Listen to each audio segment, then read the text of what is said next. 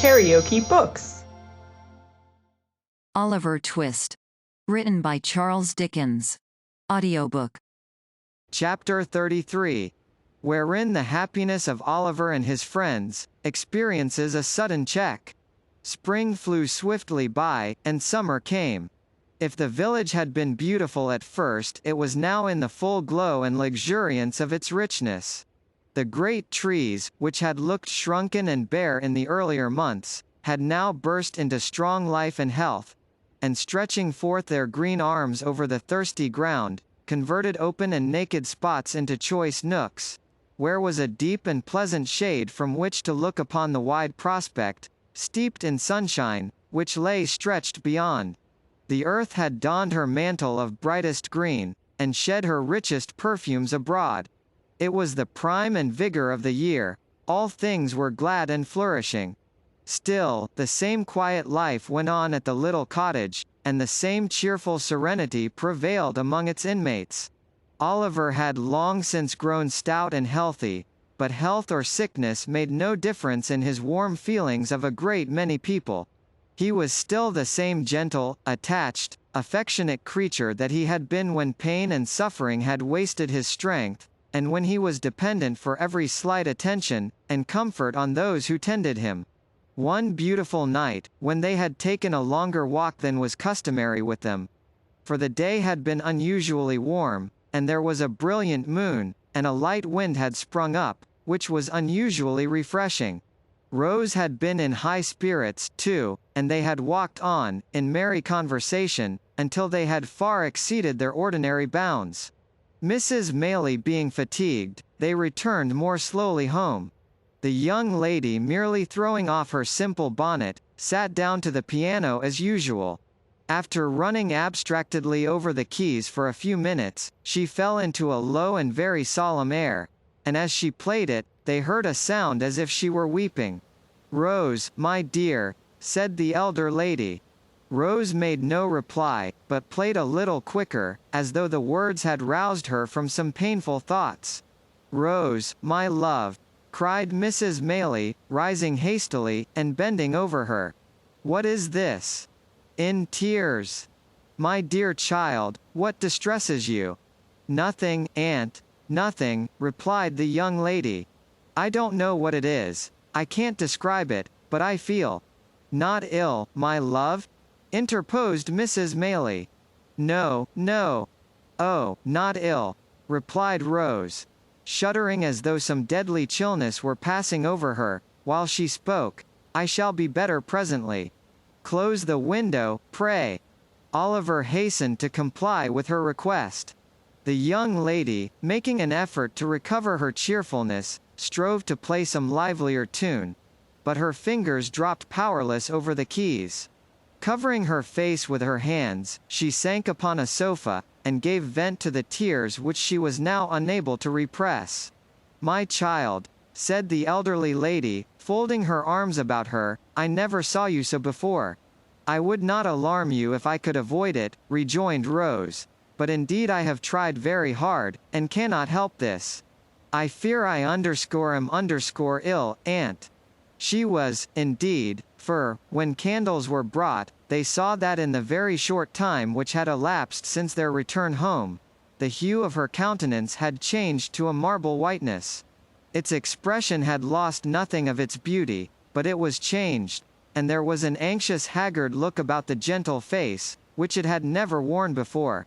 Another minute, and it was suffused with a crimson flush, and a heavy wildness came over the soft blue eye. Again this disappeared, like the shadow thrown by a passing cloud, and she was once more deadly pale. Oliver, who watched the old lady anxiously, observed that she was alarmed by these appearances, and so in truth, was he. But seeing that she affected to make light of them, he endeavored to do the same, and they so far succeeded, that when Rose was persuaded by her aunt to retire for the night, she was in better spirits, and appeared even in better health, assuring them that she felt certain she should rise in the morning, quite well. "I hope," said Oliver, when Mrs. Maylie returned, "that nothing is the matter? She don't look well tonight, but—" The old lady motioned to him not to speak, and sitting herself down in a dark corner of the room, remained silent for some time. At length, she said, in a trembling voice, "I hope not, Oliver. I have been very happy with her for some years. Too happy, perhaps. It may be time that I should meet with some misfortune, but I hope it is not this." "What?" inquired Oliver. "The heavy blow," said the old lady, "of losing the dear girl who has so long been my comfort and happiness." "Oh! God forbid!" exclaimed Oliver, hastily. "Amen to that, my child," said the old lady, wringing her hands. "Surely there is no danger of anything so dreadful," said Oliver. "2 hours ago, she was quite well." "She is very ill now," rejoined Mrs. Maylies, "and will be worse, I am sure. My dear, dear Rose! Oh, what shall I do without her?"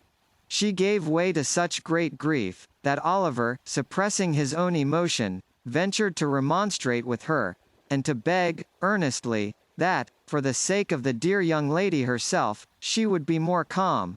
"And consider, ma'am," said Oliver, as the tears forced themselves into his eyes, despite of his efforts to the contrary. "Oh! Consider how young and good she is, and what pleasure and comfort she gives to all about her. I am sure, certain, quite certain, that, for your sake, who are so good yourself, and for her own, and for the sake of all she makes so happy, she will not die. Heaven will never let her die so young." "Hush," said Mrs. Maylie, laying her hand on Oliver's head. "You think like a child, poor boy. But you teach me my duty, notwithstanding.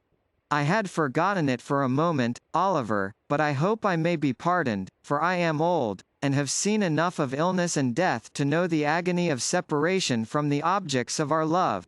I have seen enough, too, to know that it is not always the youngest and best who are spared to those that love them. But this should give us comfort in our sorrow, for heaven is just. And such things teach us, impressively, that there is a brighter world than this, and that the passage to it is speedy. God's will be done. I love her, and he knows how well." Oliver was surprised to see that as Mrs. Maylie said these words, she checked her lamentations as though by one effort, and drawing herself up as she spoke, became composed and firm. He was still more astonished to find that this firmness lasted, and that, under all the care and watching which ensued, Mrs. Maylie was every ready and collected, performing all the duties which had devolved upon her, steadily, and, to all external appearances, even cheerfully. But he was young, and did not know what strong minds are capable of, under trying circumstances. How should he, when their possessors so seldom know themselves? An anxious night ensued. When morning came, Mrs. Maylie's predictions were but too well verified. Rose was in the first stage of a high and dangerous fever. "We must be active, Oliver, and not give way to useless grief," said Mrs. Maylie, laying her finger on her lip, as she looked steadily into his face. "This letter must be sent, with all possible expedition, to Mr. Losberne. It must be carried to the market town, which is not more than 4 miles off, by the footpath across the field, and thence dispatched, by an express on horseback, straight to Chertsey. The people at the inn will undertake to do this, and I can trust to you to see it done, I know." Oliver could make no reply, but looked his anxiety to be gone at once. "Here is another letter," said Mrs. Maylie, pausing to reflect. "But whether to send it now, or wait until I see how Rose goes on, I scarcely know. I would not forward it, unless I feared the worst." "Is it for Chertsey, too, ma'am?" inquired Oliver, impatient to execute his commission, and holding out his trembling hand for the letter. "No," replied the old lady, giving it to him mechanically. Oliver glanced at it, and saw that it was directed to Harry Maylie, Esquire, at some great lord's house in the country. Where, he could not make out. "Shall it go, ma'am?" asked Oliver, looking up, impatiently. "I think not," replied Mrs. Maylie, taking it back. "I will wait until tomorrow." With these words, she gave Oliver her purse, and he started off, without more delay, at the greatest speed he could muster. Swiftly he ran across the fields, and down the little lanes which sometimes divided them, now almost hidden by the high corn on either side, and now emerging on an open field, where the mowers and haymakers were busy at their work. Nor did he stop once, save now and then, for a few seconds, to recover breath, until he came, in a great heat, and covered with dust, on the little market place of the market town. Here he paused, and looked about for the inn. There were a white bank, and a red brewery, and a yellow town hall, and in one corner there was a large house, with all the wood about it painted green, before which was the sign of the George. To this he hastened, as soon as it caught his eye. He spoke to a postboy who was dozing under the gateway, and who, after hearing what he wanted, referred him to the ostler, who after hearing all he had to say again, referred him to the landlord, who was a tall gentleman in a blue neckcloth, a white hat, drab breeches, and boots with tops to match, leaning against a pump by the stable door, picking his teeth with a silver toothpick. This gentleman walked with much deliberation into the bar to make out the bill, which took a long time making out, and after it was ready, and paid, a horse had to be saddled, and a man to be dressed, which took up 10 good minutes more. Meanwhile Oliver was in such a desperate state of impatience and anxiety, that he felt as if he could have jumped upon the horse himself, and galloped away, full tear, to the next stage. At length, all was ready, and the little parcel having been handed up, with many injunctions and entreaties for its speedy delivery, the man set spurs to his horse, and rattling over the uneven paving of the market-place, was out of the town, and galloping along the turnpike road, in a couple of minutes. As it was something to feel certain that assistance was sent for, and that no time had been lost, Oliver hurried up the inn-yard, with a somewhat lighter heart. He was turning out of the gateway when he accidentally stumbled against a tall man wrapped in a cloak, who was at that moment coming out of the inn door. "Ha!" cried the man, fixing his eyes on Oliver, and suddenly recoiling. "What the devil's this?" "I beg your pardon, sir," said Oliver. "I was in a great hurry to get home, and didn't see you were coming." "Death!" muttered the man to himself, glaring at the boy with his large dark eyes. "Who would have thought it? Grind him to ashes. He'd start up from a stone coffin, to come in my way." "I am sorry," stammered Oliver, confused by the strange man's wild look. "I hope I have not hurt you." "Rot you!" murmured the man, in a horrible passion, between his clenched teeth. "If I had only had the courage to say the word, I might have been free of you in a night. Curses on your head, and black death on your heart, you imp! What are you doing here?" The man shook his fist, as he uttered these words incoherently. He advanced towards Oliver, as if with the intention of aiming a blow at him, but fell violently on the ground, writhing and foaming, in a fit. Oliver gazed, for a moment, at the struggles of the madman, for such he supposed him to be, and then darted into the house for help. Having seen him safely carried into the hotel, he turned his face homewards, running as fast as he could, to make up for lost time, and recalling with a great deal of astonishment and some fear, the extraordinary behavior of the person from whom he had just parted. The circumstance did not dwell in his recollection long, however, for when he reached the cottage, there was enough to occupy his mind, and to drive all considerations of self completely from his memory. Rose Maylie had rapidly grown worse. Before midnight she was delirious. A medical practitioner, who resided on the spot, was in constant attendance upon her, and after first seeing the patient, he had taken Mrs. Maylie aside, and pronounced her disorder to be one of a most alarming nature. In fact, he said, it would be little short of a miracle, if she recovered. How often did Oliver start from his bed that night, and stealing out, with noiseless footstep, to the staircase, listen for the slightest sound from the sick chamber. How often did a tremble shake his frame, and cold drops of terror start upon his brow, when a sudden trampling of feet caused him to fear that something too dreadful to think of had even then occurred. And what had been the fervency of all the prayers he had ever muttered, compared with those he poured forth, now, in the agony and passion of his supplication for the life and health of the gentle creature, who was tottering on the deep grave's verge? Oh! The suspense, the fearful, acute suspense, of standing idly by while the life of one we dearly love is trembling in the balance. Oh! The racking thoughts that crowd upon the mind, and make the heart beat violently, and the breath come thick, by the force of the images they conjure up before it. The desperate anxiety to be doing something to relieve the pain, or lessen the danger, which we have no power to alleviate. The sinking of soul and spirit, which the sad remembrance of our helplessness produces.